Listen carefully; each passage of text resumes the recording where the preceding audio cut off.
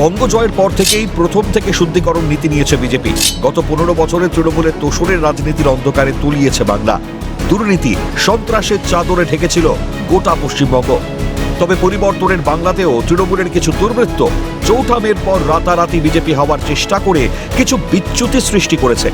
বেনজলদের যে ঠাঁই নেই এই দলে তা প্রথম থেকেই স্পষ্ট করেছেন বিজেপি নেতৃত্ব। এবার রাজ্যে এসে এই বার্তাই আরও একবার স্পষ্ট করলেন বঙ্গ বিজেপির পর্যবেক্ষক সুনীল বানসাল। শুক্রবার সল্টলেকের বিজেপির সদর কার্যালয়ে বিভিন্ন সাংগঠনিক জেলার সভাপতি এবং সাংগঠনিক জেলার বিজেপি বিধায়কদের সঙ্গে বৈঠক করেন বঙ্গ বিজেপির পর্যবেক্ষক সুনীল বানসাল।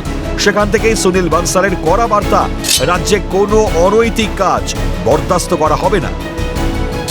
এছাড়াও বৈঠকে আসন্ন 2 কেন্দ্রের উপনির্বাচন নিয়ে সাংগঠনিক জেলার সভাপতি এবং সাংগঠনিক জেলার বিজেপি বিধায়কদের বিভিন্ন কর্মসূচি বেঁধে দেওয়া হয়। তারা কিভাবে সমন্বয় রেখে নিচু তলার কর্মীদের সঙ্গে কাজ করবেন তার নির্দেশ দেওয়া হয় বলে দলীয় সূত্রে খবর।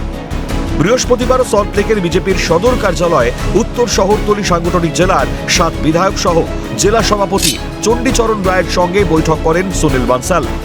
নিচু স্তরের সংগঠনকে আরও মজবুত করতে একের পর এক পদক্ষেপ নেওয়া হয় এদিনের বৈঠকে।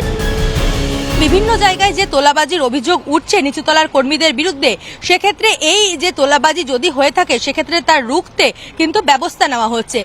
সেগুলি হলো বিভিন্ন যে বিধানসভা রয়েছে, বিধানসভার যে অঞ্চলগুলি রয়েছে ছোট ছোট কোর গ্রুপে ভাগ করে দেওয়ার কথা বলা হয়েছে।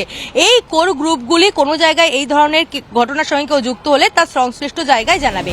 সব মিলিয়ে বিপুল সংখ্যাগরিষ্ঠতা নিয়ে বিজেপি বঙ্গে ক্ষমতায় আসলেও সংগঠন বিস্তারে যে কোনো ধরনের খামতি রাখা যাবে না তা কার্যত স্পষ্ট বঙ্গ বিজেপির পর্যবেক্ষক সুনীল বানসালের বৈঠকে।